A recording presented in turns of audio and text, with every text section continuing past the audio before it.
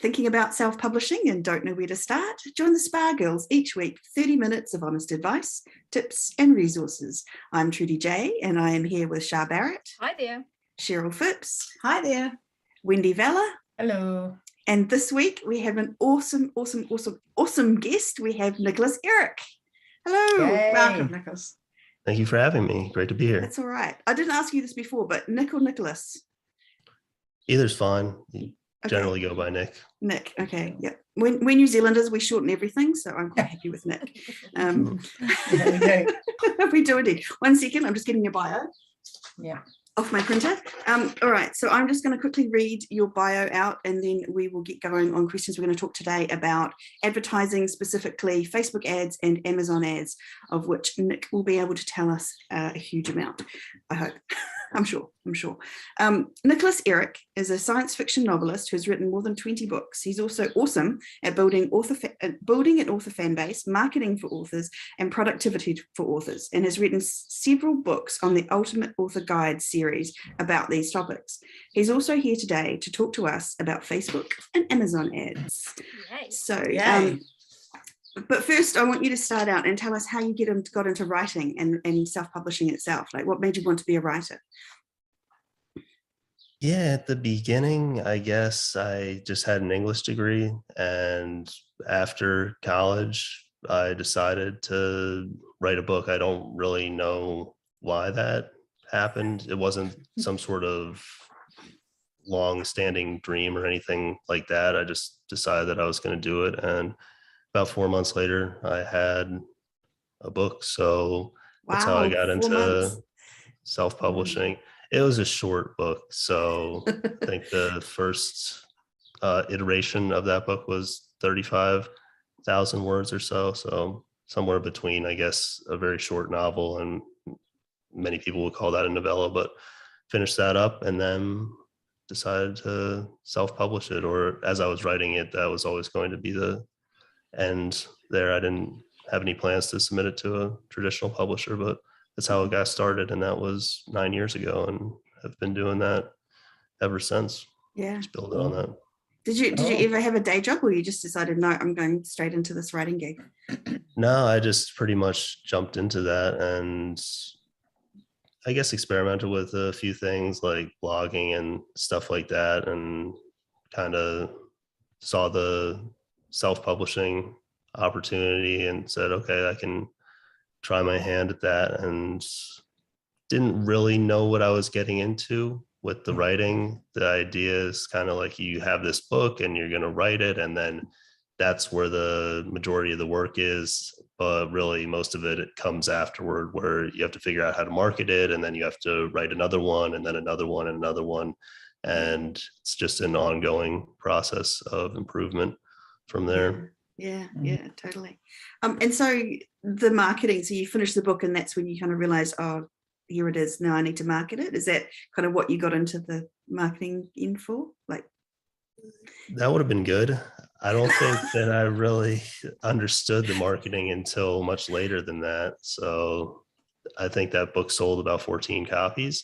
Yeah. Definitely didn't do any of the marketing stuff that I do now, or have any marketing tricks. On just starting from where someone would be starting today, no audience, no knowledge of self-publishing or the marketing aspects, and just built that up over time. Started working with a couple other people at that time, publishing their books, and that was good to learn the fundamentals of marketing, some tactics and stuff like that. And that's just grown over time. But yeah, I didn't really start with the marketing maybe until 6 months after that, or a year after that, I would say, and really diving deep into that. Yeah. Okay. So it's a process, is what we're all saying here today. Yeah. And so when did you start doing Facebook ads and Amazon ads? Was that further down the track? Yeah, that was pretty recently, I would say, maybe 4 years ago. Okay. 2017, spring 2017. So 4.5 years ago. Okay. Yeah.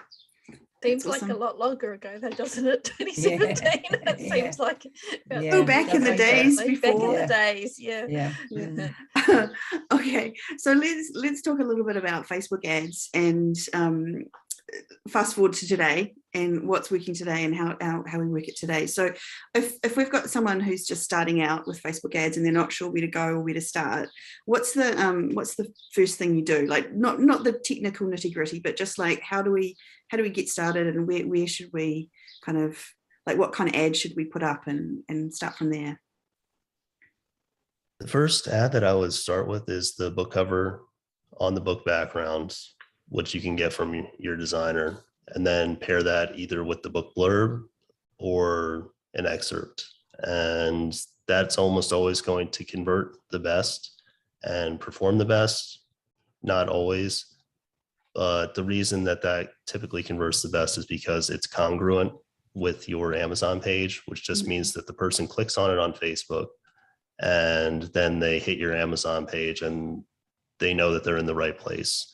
Whereas if you use a stock photo or something else, then what happens is that they might think that it's for a different product entirely, because you can advertise a host of different products on Facebook. So they may think that it's for a dating app or some sort of beauty product or any number of different things that the stock photo could suggest. If you have a picture of a dog because your book has a dog in it, they might think that it's a dog toy or something like that. So you want to make it very clear that you're selling a book, and what the book cover on the image does is establish that very clearly.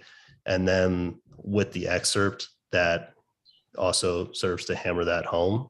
So if you're going to go in the stock photo direction at some point, then what I like to do is either use the book cover background without the book cover on it, plus the excerpt, or use a stock photo plus the excerpt, because the excerpt, when someone starts reading it, it's very clear that it's a book. Also, it serves as a showcase of your product. So it's a clear demonstration of what the writing style is, what the genre is, whether they're going to like the tone, the main character, that sort of thing. But before getting into that, because that's a little bit trickier to gauge how things are converting, which means selling books, generating borrows in KU, I would start with the book cover on the book cover background plus the blurb. And that's a really good starting point. It's also easy to do. You can do that in 5-10 minutes. If you don't have any sort of design skills or anything like that, you can get that image created from your designer probably for somewhere between $10 to $25. So it's not super expensive. And then you can go from there. Awesome. Okay. Tips. Yeah. And so then do you test the different images by once you've done that, or like, is that just you go with one image and then you're... Yeah, for sure. With Facebook, the key to the success that you're going to have is testing. So the more things that you can test, the better. And what you can do is test the book cover on other images. So other backgrounds in the series, for example, that's one thing that you can do. Another is just use stock photos, and you can see how those are performing on a cost per click basis. You can also test different pieces of copy. So the blurb is one piece of copy that you can test, but excerpts are another. And that's typically what I recommend, because you have a limitless reservoir of those to draw from. And you've already spent a lot of time writing the book. You might as well leverage that in the marketing. So it saves you time, but it also has the added benefit that it almost always performs the best from a conversion perspective versus something like a teaser. So you can write teasers. People tend to find those more time and energy intensive. But what you can do is a 1 to 2 sentence teaser that is high on conflict and kind of establishes the main stakes of the book or some sort of core conflict in the book. And then you have a review quote, and then you have what's called a call to action in marketing, which is telling people to do something. So it'd be a 1 to 2 sentence teaser. You have your review quote, which is something like, hey, this is the best urban fantasy book I've ever read, or this romance had all the feels, or whatever. Something that hopefully is enthusiastic and tells the reader what the genre is. Those are the 2 points I'm trying to hit with the review quote.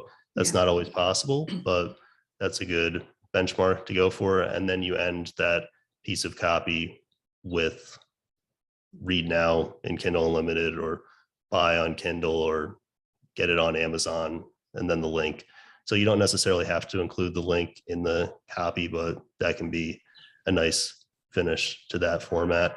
What kind of, can I just ask about links? What kind of a link do you put in there? Do you just put the Amazon? Just a link to Amazon, yeah.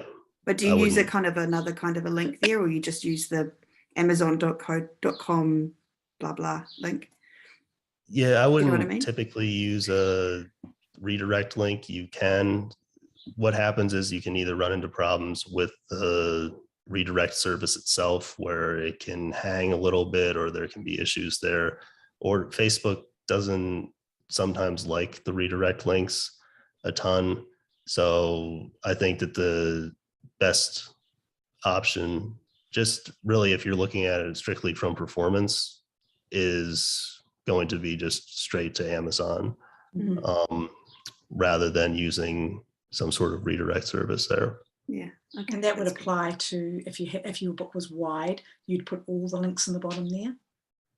You can. It can get a little bit overwhelming. So Okay. what I would recommend is usually in the link that you're sending people to, you want to send people to Amazon, because it's more expensive to send people to, say, Kobo or Apple Books. You can test it, but that's almost universally going to be the case, where it's significantly more expensive. What you can do is add your probably 2 top retailers other than Amazon as a link there at the bottom. You can add them all, but it just gets a little bit overwhelming. You can also comment on your own ad. So you can, once the ad has been launched, you can go in and comment on it and say, hey, this book is available at these places, and put that at the top of the ad. So you can have the rest of the links there. And that is another way that you can get those links in there to let people know that it's available on other retailers. That's interesting. I hadn't thought of doing that way. Mm. Do you comment on the ads for any other reason? Like just out of curiosity? My approach is not to go into the comments. So that's a little bit of a minefield, where you can either get yourself in trouble if you're arguing with people, or it can be demoralizing for people, depending on what is being commented on your ads.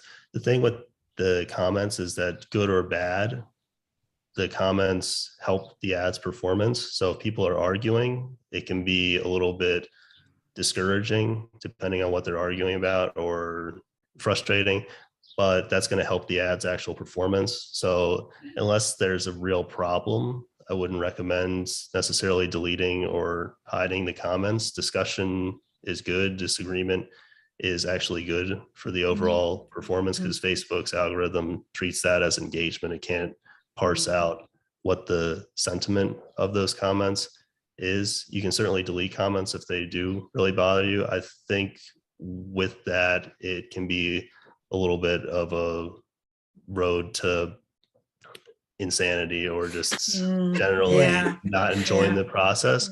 One thing that is really good, if you can handle the comments without getting frustrated, so if you can emotionally detach yourself from those, is just replying to comments that are positive, because people will comment, hey, I love this book, this is a great book. If you like that and reply to that, what it does is it creates this social proof on the ad. And what you see is, if you build up those comments where you have a bunch of people saying, hey, this is a great romance, or this was a thrilling urban fantasy book, or whatever, that can actually boost the ad's conversion over time, because what people will do is they'll read the comments first, they'll see those comments, and if you're interacting with people as well, then that can help boost the overall engagement too, and the performance of the ad. So it can be worthwhile to do that, but it can also be a time sink and also emotionally draining. So you have to balance those two. It's not necessary, but good comments can help the ads perform better. And probably just don't engage with the bad comments. Yeah. Yeah, definitely don't do that, but definitely wouldn't spend your time arguing with people in the comments. No. If something really bothers you there, then you can just delete it. Yeah. That's what I would do. And I would only engage with the people who have positive things to say. Or sometimes people will say, hey, is this available in audio, or is this available in Yeah. paperback? Is this available on Kobo? That's another way that you can drop in those other links to things that don't necessarily fit into the ad themselves, or would be overwhelming if you tried to put them all in the ad. Okay, well, that's cool. So if we go back to the actual format of the ad, so we've got the image on the background of the cover, and then the cover itself on there, and then we've got, say, an excerpt. If we want to talk about the excerpt, so you sort of said one that was, so you would probably choose one that had the character involved in it, the main character. Are there other sort of things that you would try and pick if you were going to pick a high converting excerpt? Yeah, what you want is something with some conflict, tension. You want to end it on a cliffhanger. Think of it like a little miniature story or something along those lines. And that's where I would start. The other thing is just test a bunch of them. It's really difficult to say what's going to work well. And you want to test things that you don't think are going to work. Now, that doesn't mean that you want to test things that toe the line of Facebook's policies. Those are two very different things. And what I see is a lot of people doing that, but not really pushing against the boundaries of what they think will work. So they'll push Facebook's boundaries. Absolutely not recommended. You can get in a lot of trouble doing that, where you're not going to like dealing with the consequences, obviously, of not being able to run ads or having ads shut down. So I would make sure that the ad itself is PG to PG-13. With your excerpt, if you write high heat romance, definitely don't have any sort of steamy scenes or anything like that. You want to be very cautious with the language you use, no expletives, nothing suggestive or anything of that nature. So you might have to do a little bit of scrubbing on the excerpt and delete certain things from it. Make sure that you go through it and it's in line with Facebook's policies. Facebook isn't built for running ads to books or media in general. It's more, obviously you can use it for that, but that's not its primary market. So it doesn't necessarily know that, hey, this is a book excerpt. And even if it did, it wouldn't want a bunch of expletives in it anyway. So you just want to make sure that it's okay there. So that's the first thing that I would make sure. The second thing is, if you're writing any book really, you want to make sure that the main character is featured, but in particular with romances, have a scene with the hero and heroine, because those are the two driving focal points of that genre. And people want to see, hey, what type of hero is this? What is the heroine like? And it can be from either of their perspective. What you want to make sure is with the photo that you use, to make sure that you're not sending necessarily the wrong genre signals, because you can, when you pair certain excerpts with certain photos, it can make say a male-female romance seem like a male-male romance, or rare but possible female-female romance. So you want to make sure that it's very clear what you're selling there. And that's just about looking at the stock photo, obviously, and then also kind of trying to figure out what excerpt to pair with it.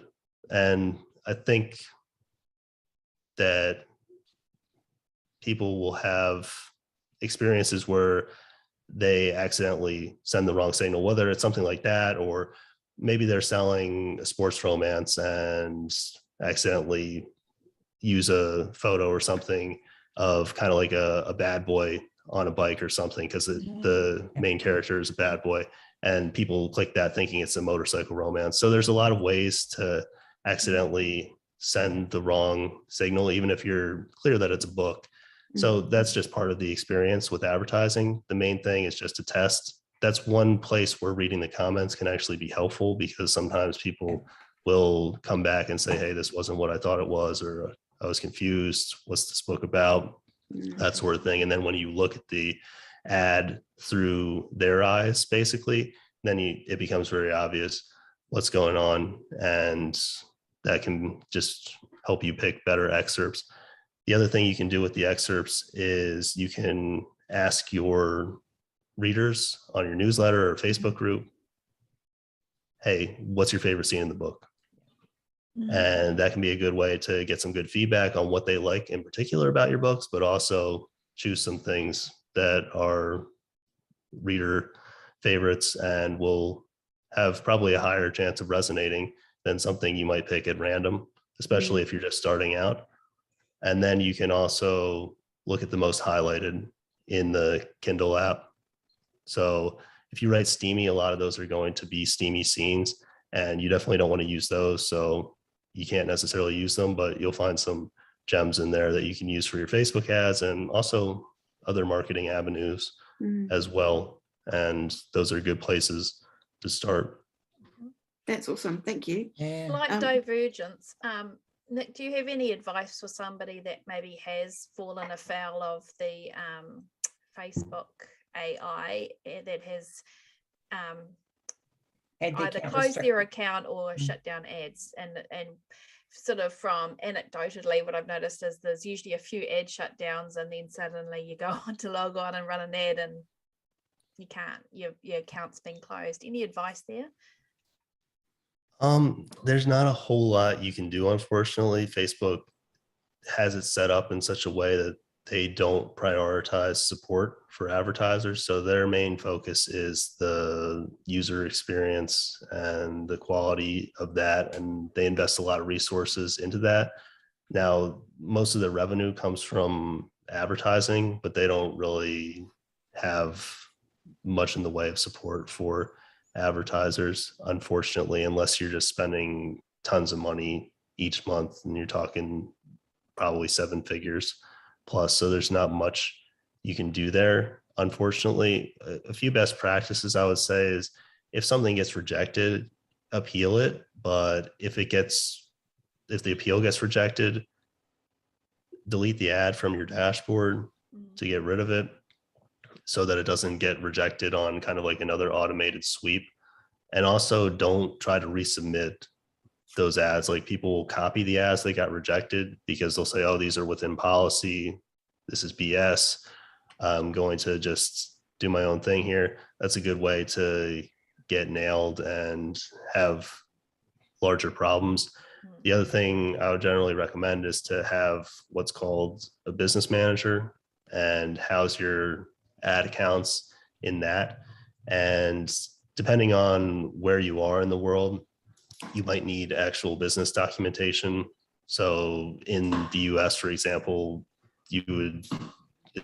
I would recommend having your tax identification number, EIN, and the business paperwork, because sometimes Facebook asks for that, and they've been asking for that more often to verify that you're actually running a business.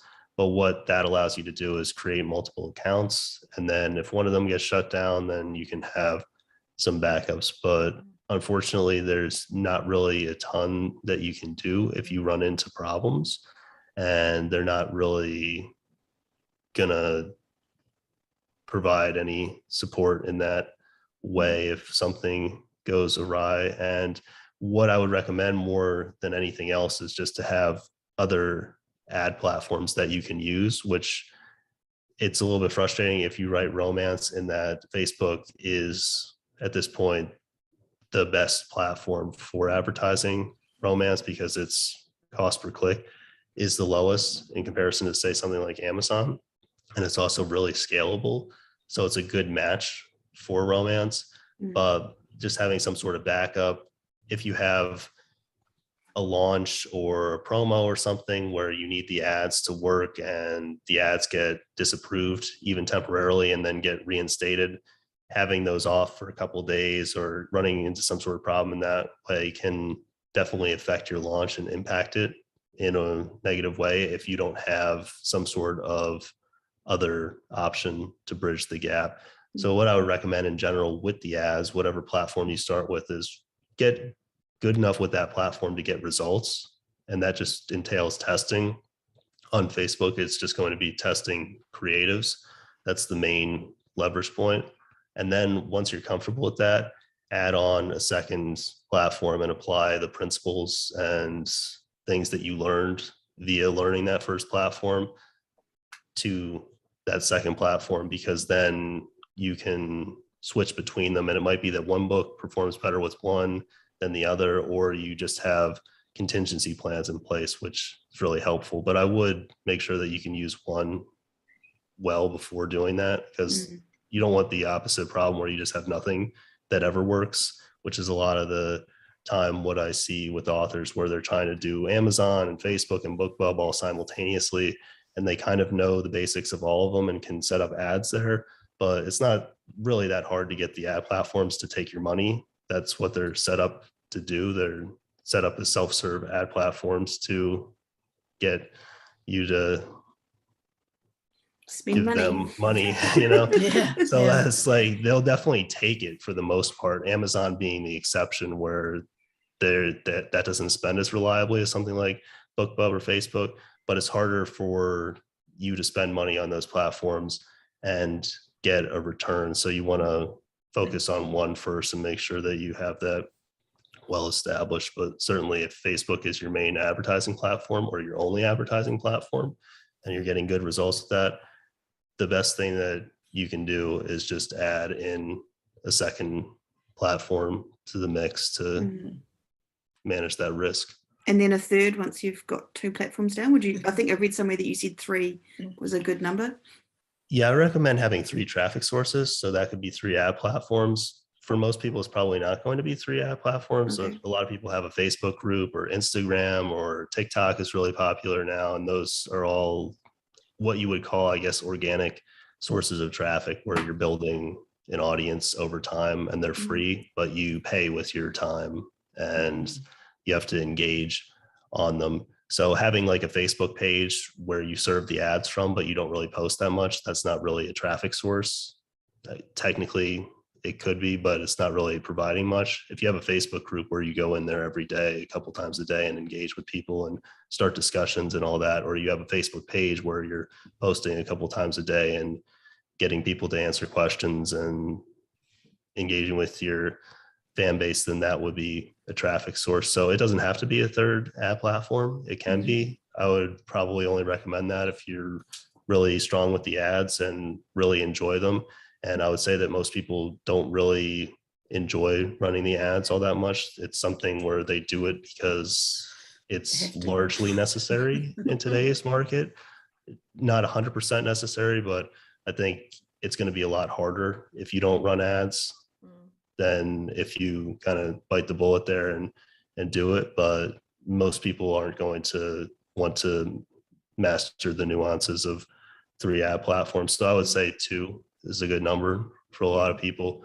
And then a lot of people have some sort of social that they're doing, and that can be their third source where they can drive people to the Amazon page. Okay, no, that's cool.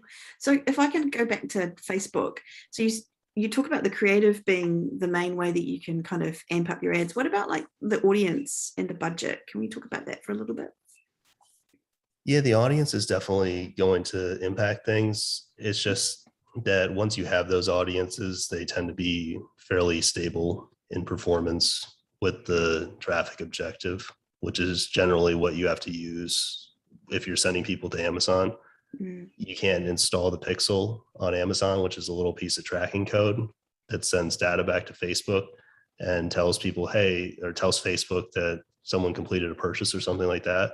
So you can't install that on Amazon. So you have to use traffic, which is just saying to Facebook, hey, I want to get this ad in front of people who will click on it. And then Facebook gets you clicks to Amazon. So that's, yeah. What was the second half of that question? Audience was so how do you figure out what audience you should be like? So you say once you've got it, that's kind of fairly static, but how do you figure out the right audience for you as a in your genre?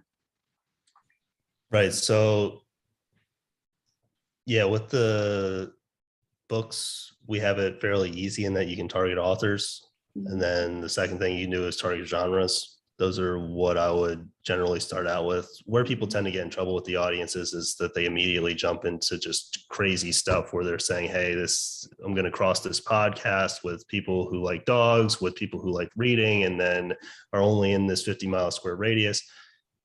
I would recommend keeping things as broad as possible, because that will allow you to run the ads for as long as possible. So for example, if you write romance, go-to audience right now, and it's about 1.5 million, 2 million people, it's going to be E.L. James plus Sylvia Day plus contemporary romance plus Nora Roberts plus Danielle Steele, and then plus Diana Gabaldon.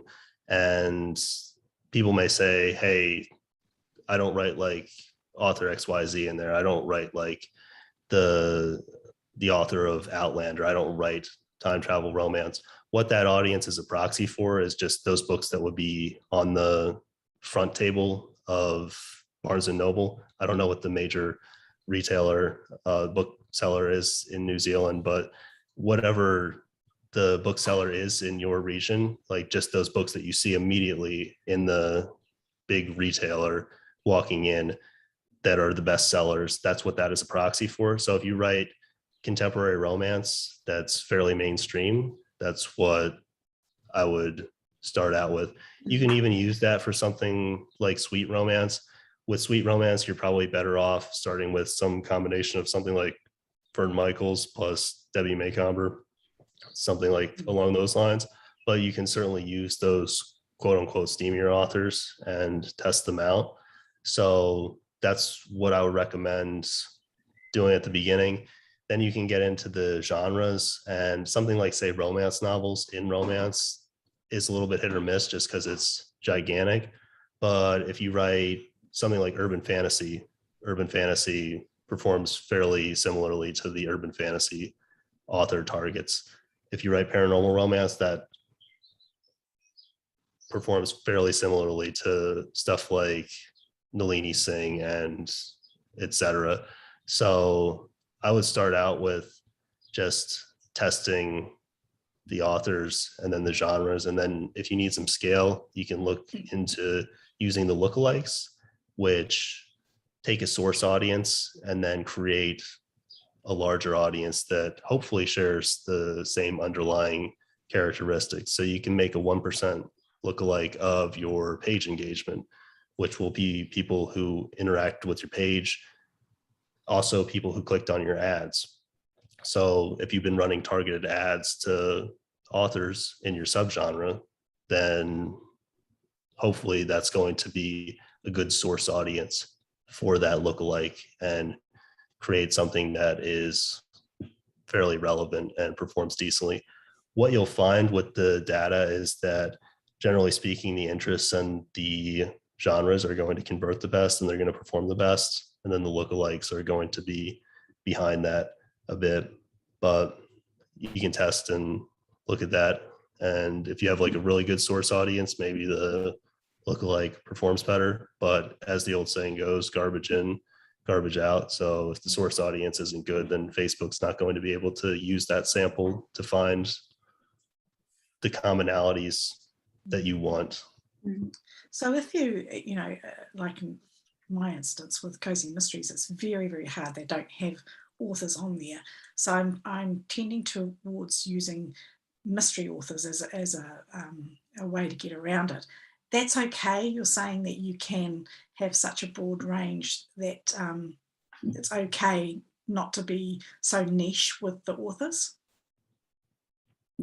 Yeah, I wouldn't look for one-to-one comps, especially as you get more niche with your genre. So let's say, for example, someone writes reverse harem. There's not going to be anybody on Facebook that's a reverse harem author, I think, or if there is, they're going to be very small. But you can use that, say, E.L. James composite audience or aggregate audience that I mentioned at the beginning. That will work for that genre. With Cozy Mysteries, what you can do is target something like Janet Ivanovich, which you probably already tried. You can target the broader mystery authors as well. And the lookalikes become more useful in this instance just because you can get that scale and that audience size that maybe you can't with just the authors that fit you. But I would dig into the interests and see and look for things that may not be a one-to-one fit, or you may think, hey, I don't write like this author, which may be 100% true, but the audience crossover, the way Facebook assembles it, it's not exactly one-to-one because Facebook's pulling data points from just all over the place. So Facebook's both very targeted and not nearly as targeted as as we all might think. So something like, say, Agatha Christie, which she's written, I guess, what people would consider cozy mysteries, but she's also written quite a few other different types of mysteries as well. That might be a good target there. So just going a little bit beyond what might be someone who you're like, I don't write that, or I don't write like them at all, or someone even like Lee Child or something. I would toss that out there, James Patterson, and see what happens. I would test them by themselves in that instance. Right. And kind of see what's going on and try to separate that out, because it might be the case that they don't perform well at all. But certainly that would be worth doing. And then you can try other broader things like detective fiction or crime fiction or mystery, or this is an instance where I might start crossing some things together, like maybe detective fiction plus you could narrow it by something that's a cozy mystery type of show. I don't know, Midsummer Murders or something. Okay. Something like that. Or just target the TV shows themselves. Like you can certainly do that, and the TV shows can perform fine. What happens is that the performance is just much more variable. So with the interest-based audiences that are related to, say, genres or authors, you don't have to worry so much about conversion and the overall performance there. Whereas with the lookalikes, and then to a greater extent, something like the TV shows, or if you're targeting podcasts or blogs or any number of the things that you can target on Facebook, you have to be much more concerned about the actual conversion when it hits the Amazon page, which you can only really figure out by either isolating that audience and running it by itself, or kind of eyeballing things and trying to figure things out that way. So we're always a little bit blind on Facebook with the conversion, which is the main thing. Are our ads selling books? Are they producing borrows in Kindle Unlimited? And when you branch out into other audiences that aren't necessarily related to the author interests, then that gets into a little bit choppier waters. And you just have to be more focused on that and a bit more concerned about that. So that's why I take the approach when I can, and it's not always possible, to focus on the authors and the genres, because if I can rule that out, then I can really just focus on testing as many creatives as possible and trying to bring the CPC down. Because that was going to be my next question. First of all, is there an optimal audience size from your perspective? Like that seems to be something that people are kind of differentiate. They've got, some people say smaller, some people say larger. Have you got an opinion on that? It's going to depend on how much you want to scale and how much you want to refresh the ads. If you're running ads to a 40,000 person audience, you can get good performance, and maybe you get better conversion and it's really targeted to exactly who you want, but it's going to burn out really quickly. So if you want to make ads every week, or find a new audience every week or 2 weeks, or only run them at $3 or $5 a day or something like that, then that's a possibility. For me, obviously running ads for other people, one, I have to scale way beyond that. And that means that I need larger audiences. Two, the other thing is I don't want to be refreshing the ads every few days or every week from a time perspective, but just going back to the conversion, it's hard to find ads that convert reliably. And you can put up an ad that seems to be identical to one that you just ran and has a similar type of excerpt, similar type of vibe. And then when you start looking at the numbers, it's like, wait a second, all of a sudden the page reach dropped off. All of a sudden the sales dipped or the rank dipped of the book. And the only difference is that this ad that you thought was similar, turns out it didn't actually convert as well. So I think that with the smaller audiences, when you're trying to refresh the creatives, it introduces a lot of time problems just because you're going to be spending a lot more time in the ads manager and conversion problems. So I would typically recommend probably something that's 500,000 plus or $1 million plus. And that's going to vary by region. Obviously, if you're running ads to something like Canada or Australia, you're probably not going to get that type of audience size. Even in the UK, it's often hard to hit that. But in the US, that's what I would typically aim for if you're trying to run something at 25 plus, 50 plus dollars a day, relatively consistently in a semi-evergreen type of fashion where you can leave it to its own devices for a month or two. And you want to be checking on it, but a lot of times you can just have that run along in the background and be producing sales while you write and learn another ads platform or learn more about Facebook or whatever else you have to do with your publishing business. So that's the way I would prefer to run the ads. Facebook in general works better with larger audience sizes a lot of the time. So when you're targeting what are called cold audiences, which are people who don't know you yet. So I would say probably 500,000 plus. And you can get there, by the way, by testing them individually at first. So someone might be like 40,000 or 100,000, and you might cobble that together to make that 500,000 audience. Because say something in like urban fantasy, I don't think that there's a single target that's above 500,000. I think Charlene Harris might be one of the biggest ones at 100,000, 200,000.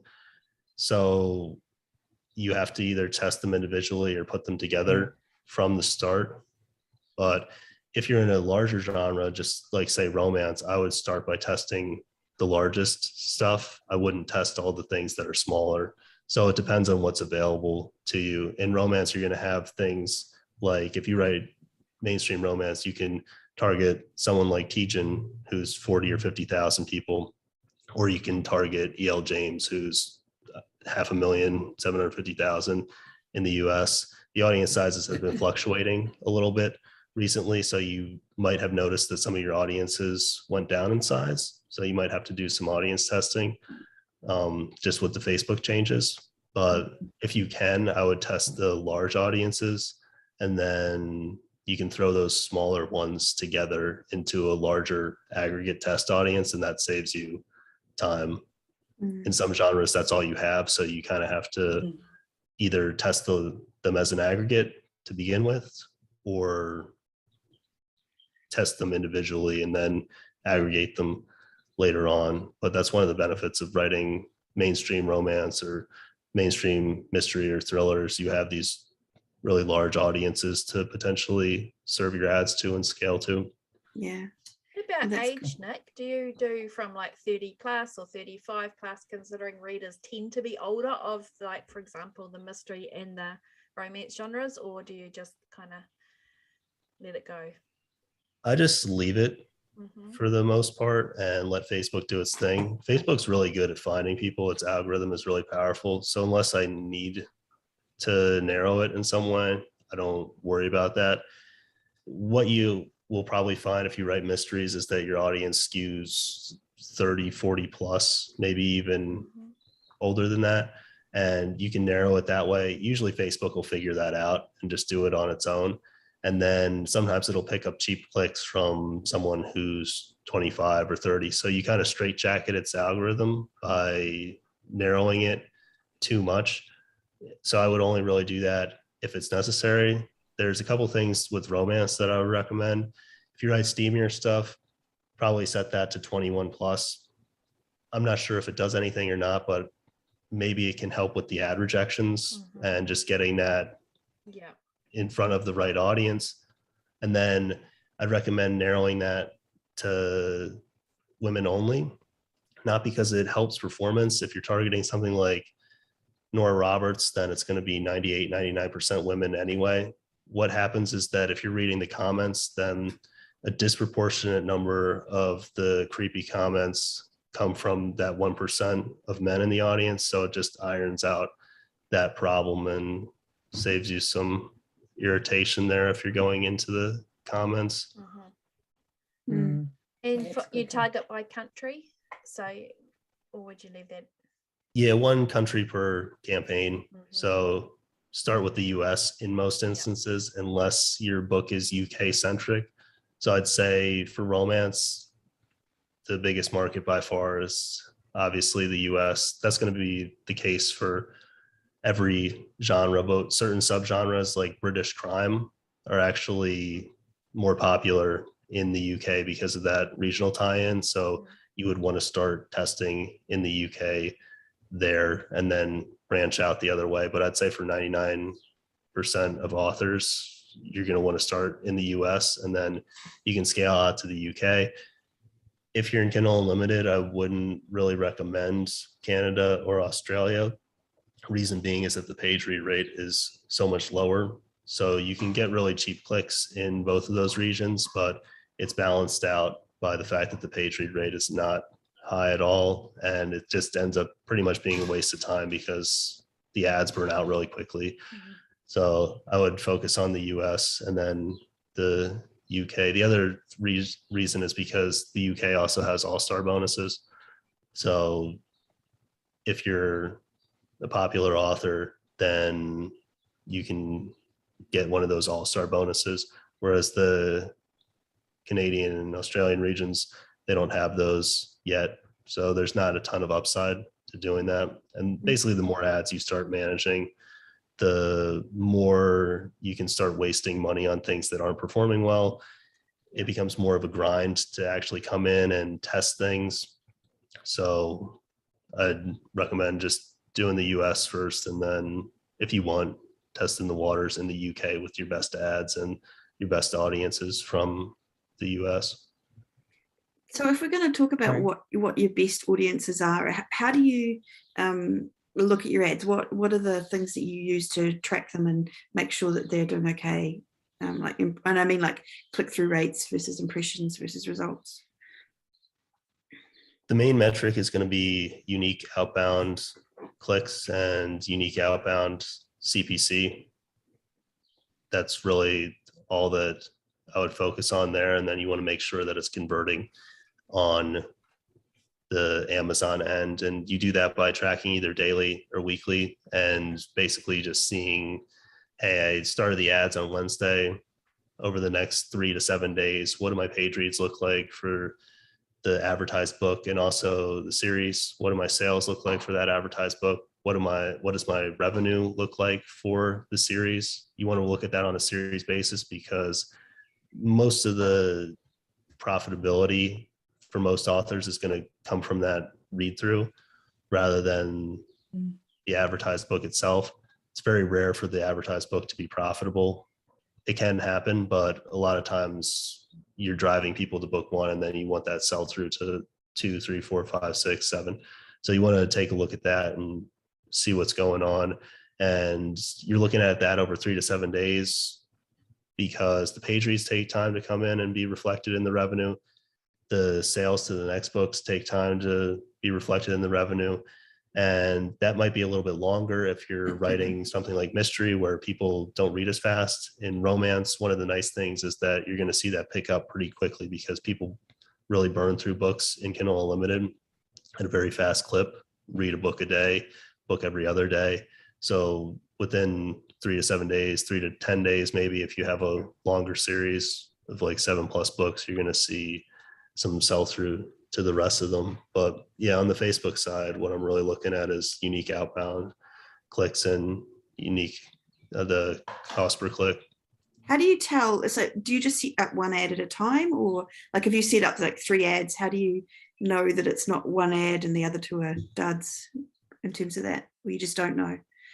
You don't know. You can turn them off and then look at the sales, the reads, the series revenue, the series profitability for a few days, and then turn on the next one, and then turn on the next one and see.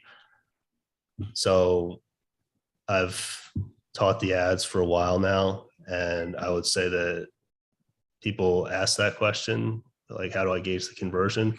No one likes that answer, and no one really does it. I think a handful of people have done that, but it's cumbersome. It's a lot of effort, and it's not going to be realistic in certain scenarios where, say, during a launch, you have so much going on with your newsletter, your social media, the Amazon algorithms, everything else that goes into the launch, that even if you did do that, you wouldn't be able to tell how the ads are doing anyway.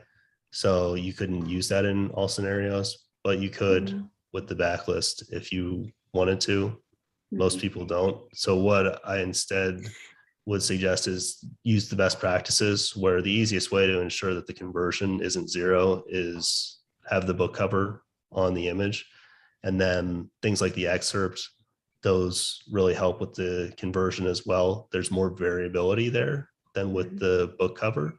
Some excerpts just really don't resonate at all. And then some excerpts do really well, even though the CPC is on the surface of it way higher.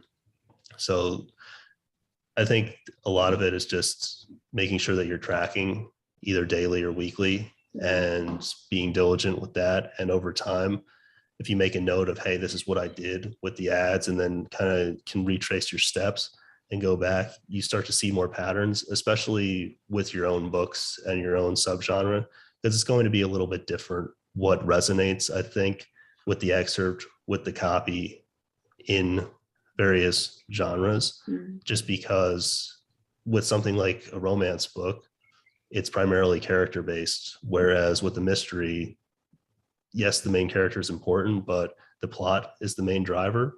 So that's going to be reflected in likely what excerpts resonate with the audience and really drive conversion. So the more you can do with your own series and test with your own books and get data on that and keep track of what your best excerpts were, what your best headlines were, what your best images were, then the more you're going to be able to build that over time. And I wouldn't keep track of what the worst ones are, because it's really a pain to keep track of all that.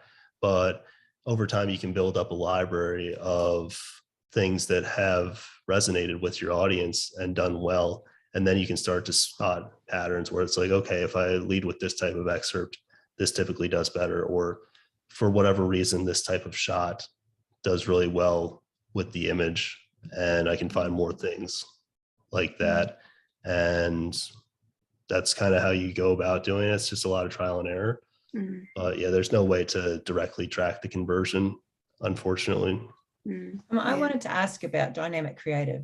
And now, do you think that's worth it for a newbie to start out with? I think that the dynamic creative is the easiest way to test a lot of things and the best way to run the ads on Facebook with the testing. So what you can do is you can throw up to 10 images into the dynamic creative plus 5 pieces of copy. So those could all be excerpts, or it could be a mix of excerpts and teasers, or whatever you wanted to test there. And then you could do up to 5 headlines.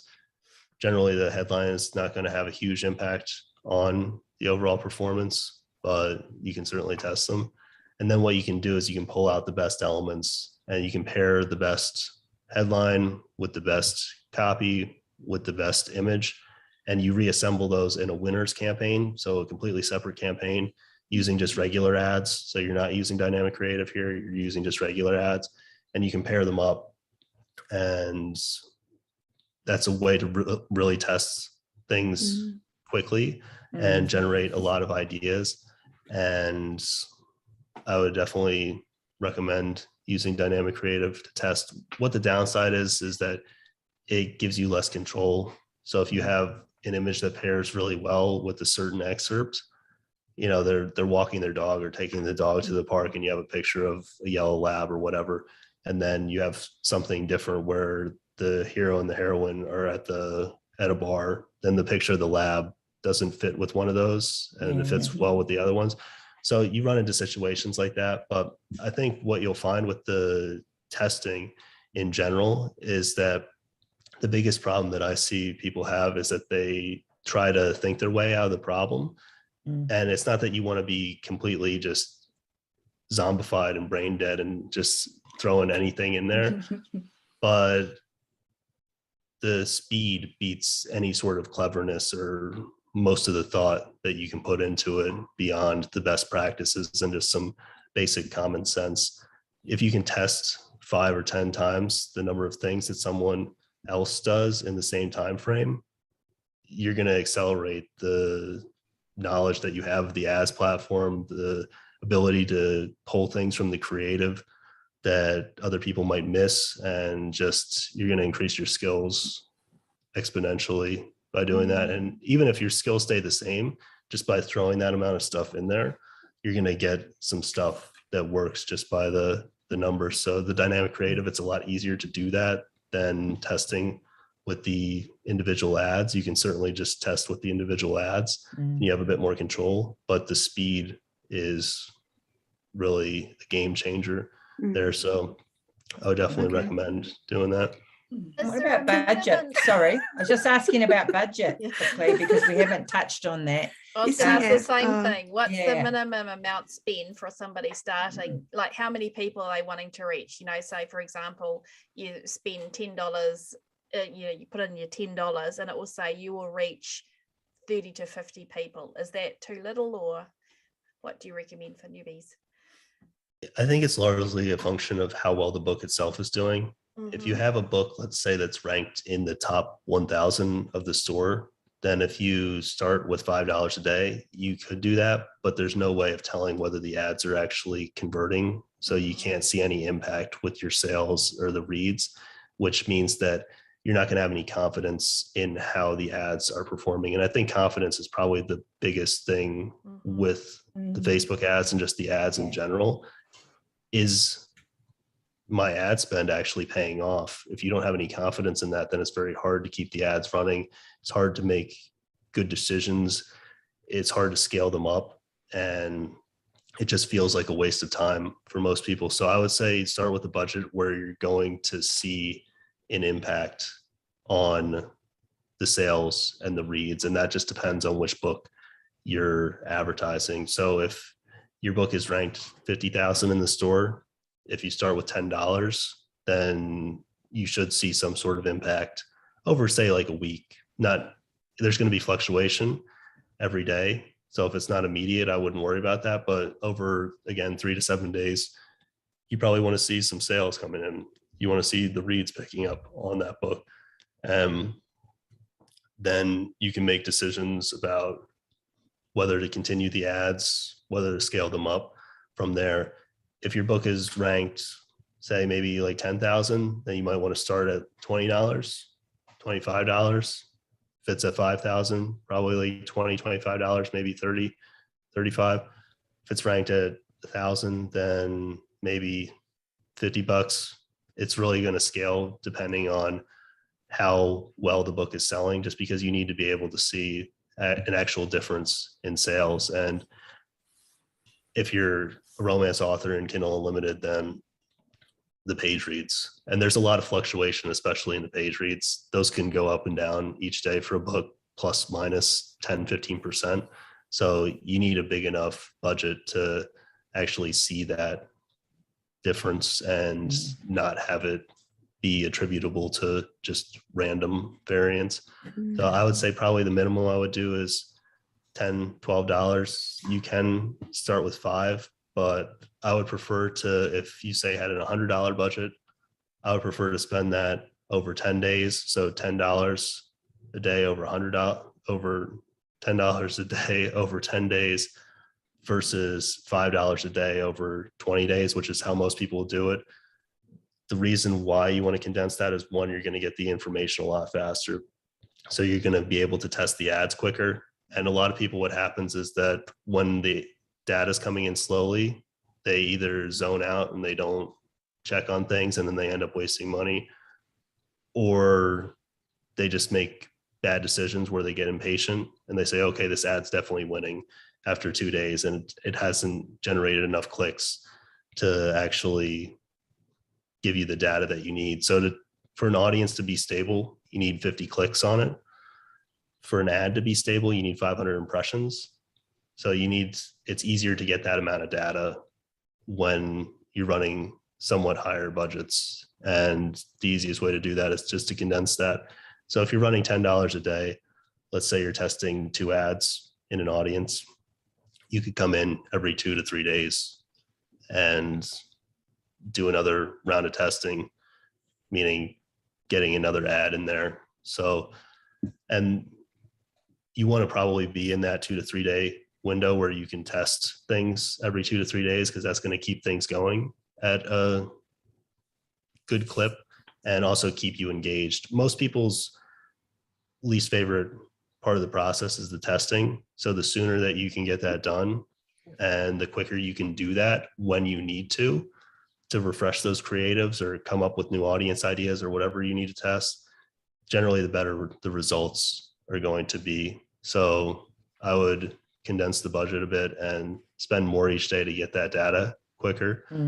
And probably the minimum I start with is $10 to $12 a day. I like 12. I don't know. There's no science behind that or anything like that. Just seems like a decent number. Do you take a good ad and duplicate it and then throw more money at it? Or do you do it, if the ad's running well, do you just add more budget to it?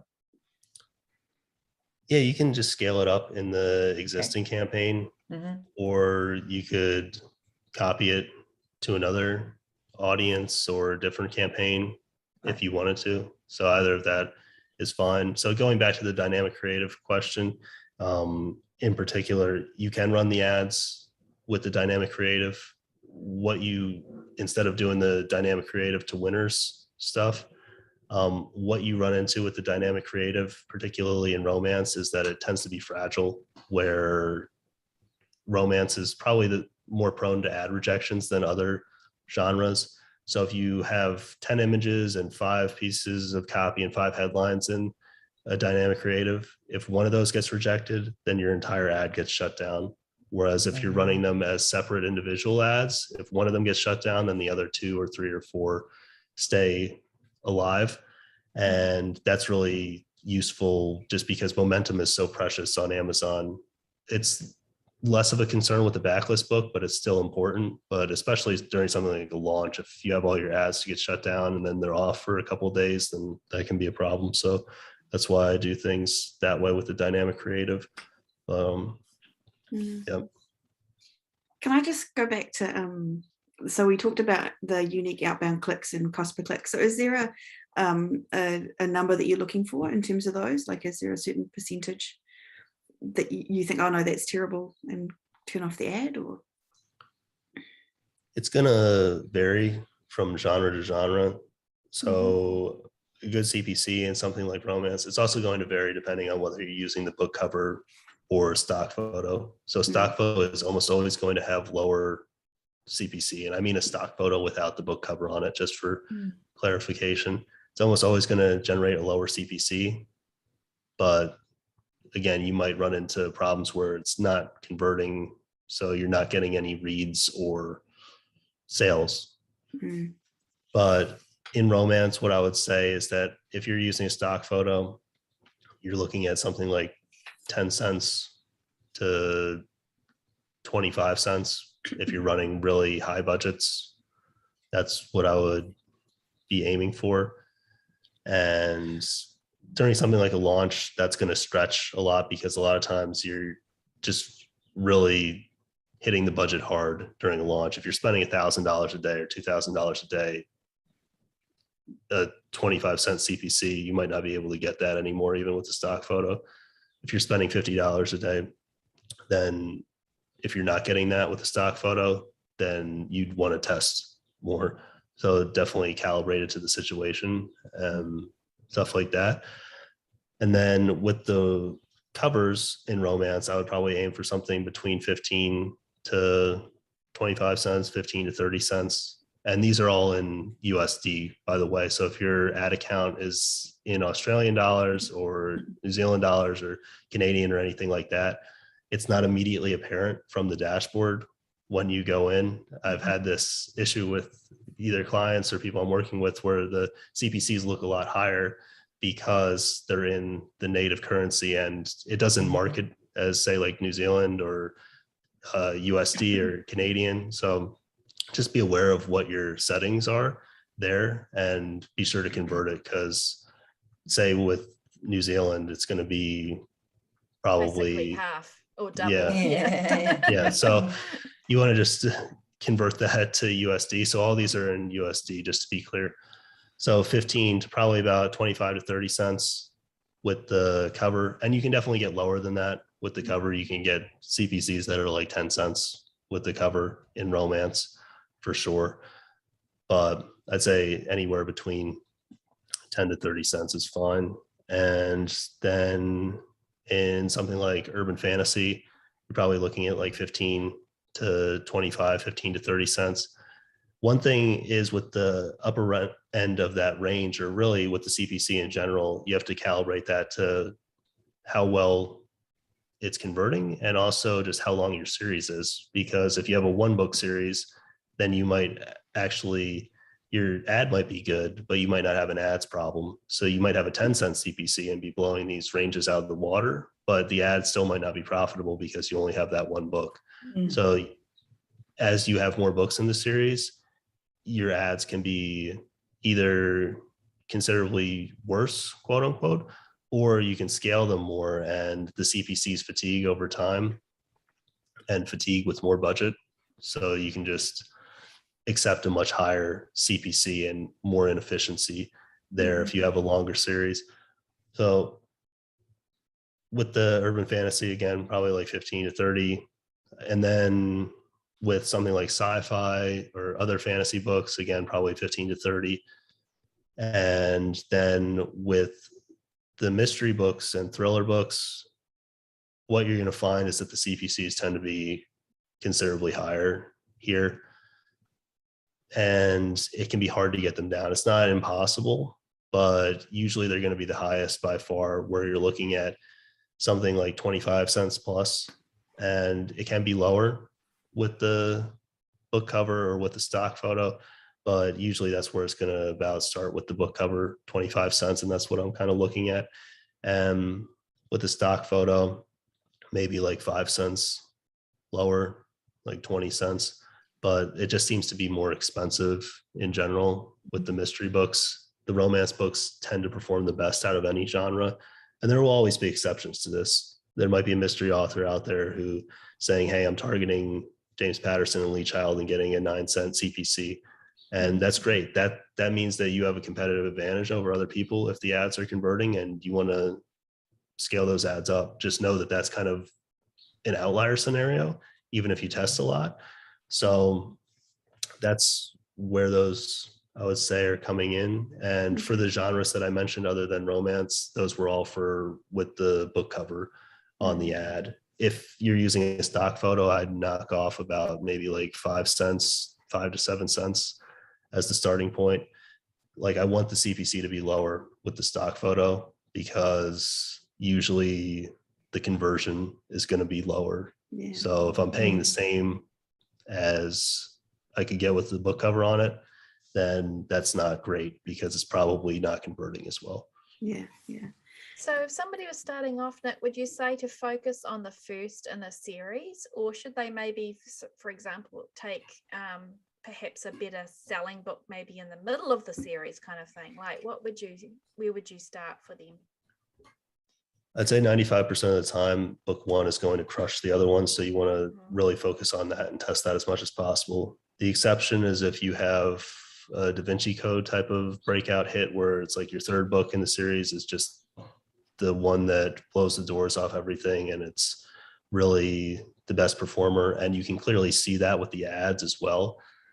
A lot of times, maybe book 3 is your bestseller, book 5 is your bestseller because you built up the fan base over time, but it's not actually going to perform best with the ads because even with a romance series or a thriller series where ostensibly they can start from book 6 or something, you're going to find the best results almost always starting from book 1. And I would say most of those 5% exceptions are going to be in the romance genre, where people are more willing to start with a book in the middle of the series, and that can convert best because maybe it's the trope that they really like, or they like the blurb or whatever, and that can tilt the scales toward that particular book in the series, especially if they're not linked in a series. So sometimes romance authors write in a series, but they don't link the books, so they're all presented as standalones. That's another scenario where they're all essentially being presented as book 1s. So you might find that what is technically book 6 or book 8 in the world performs best in that scenario because the reader doesn't actually know that it's book 8. But if you have all the books linked in the series on a series page on Amazon, it's really rare for, say, book 7 or book 4 to beat book 1. Usually book 1 is going to perform the best. So I would do the bulk of the testing there. The other thing that you can do is test the box set. So if your box set and you want to test books 1 through 3 or 1 through 5, whatever the starting entry box set is, the issue with the box set is that the price matters a lot for the conversion. So a lot of times you're not going to get a ton of sales if it's priced at, say, $9.99. It's just tough to sell to someone who hasn't heard of you before. What you can do is push those with the free and Kindle Unlimited angle if you're in Kindle Unlimited, or you can lower the price a little bit. So you could say, hey, I'm going to price this box set at $3.99 or $4.99 or even something like $2.99 as an entry point. And that can be an entry point that performs well or better than the book 1. Sometimes book 1 isn't the best option, but I would usually test the box set next and play with the pricing a bit, or experiment with that free and Kindle Unlimited type of angle where it's like complete trilogy free and Kindle Unlimited, or 1,000 plus pages of steamy romance free and Kindle Unlimited, that sort of thing, where you're really emphasizing that, hey, this is a good deal, this is everything, or the first 3 books or whatever in a single set. And it costs them the same to borrow the box set in Kindle Unlimited as it does to pick up the individual books. So the price doesn't factor into that borrow decision there. That's awesome. Hey, I feel like we're heading towards the end of the interview now, and I also feel like we could continue questioning you for at least another 3 hours, but I'm not gonna, because that would just be mean. And we didn't actually even get to talk to Amazon ads. We'll have to have him back on. Yeah, so Nick, maybe at some point we can have you back on. But for now, is there any last words, any kind of sage piece of advice that you could give people when they start out on Facebook ads and get going into that world? I don't know if there's anything particularly sage. I would say that test a lot. However much you're testing, usually you're not testing enough. Yeah. And the other thing is, at the beginning, be more conservative with your ad spend, not to the point where you're not getting good data, but you want to also not overpay for that, because in the beginning, you're building your skills, you're feeling out how to run the ads, you're figuring out how to track the ads, and it's probably not going to be the case where you come in and the ads are immediately profitable. That's kind of how people expect things to happen.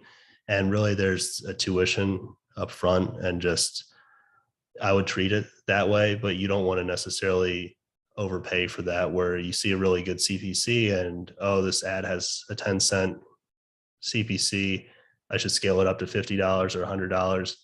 It might not be converting. So you want to be patient. The other thing is to actually track.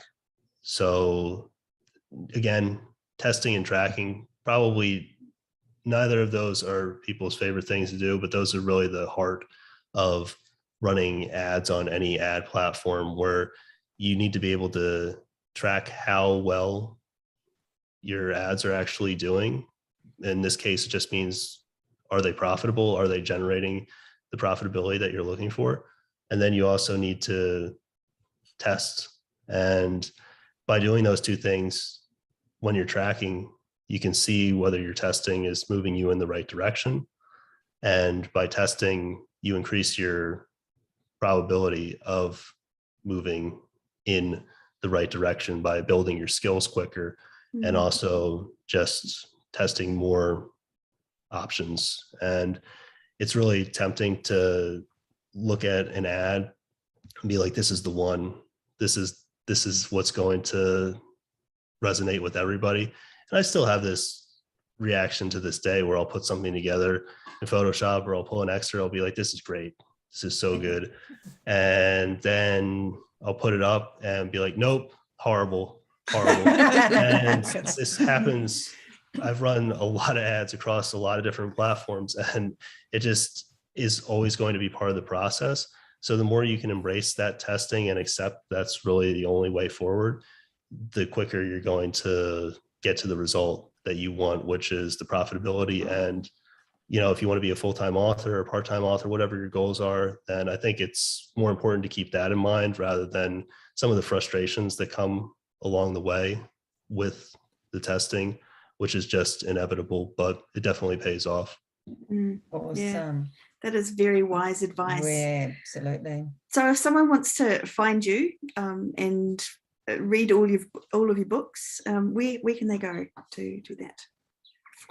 They can check out my website at nicholaserick.com. So that's Eric with a K. And I have a free, sometimes weekly newsletter about marketing and some other stuff that you can check out there.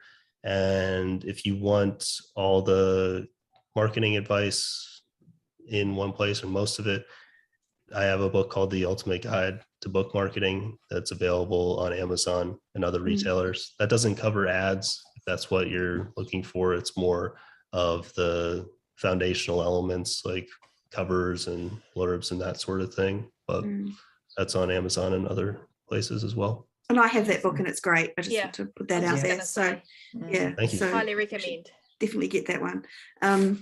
And literally, as I was researching this morning, I bought your productivity book, so I shall be reading that next. Hope that's helpful. Yeah. And where can we be found, Shah? We can be found at spagirlspodcast.com, and we are on Facebook and YouTube at spagirlspodcast.com. Awesome. And so thank you very much, Nick, for coming on with us today. I'm really sorry to our listeners that we didn't quite manage to get onto Amazon ads, but we'll lure Nick back though. Hopefully, maybe Nick. Look, yes, look at that. That's a yes face. If we didn't put it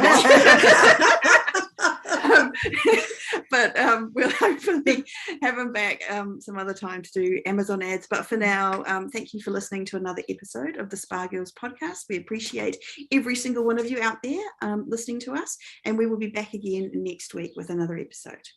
Fare thee well. Bye. Bye. Bye.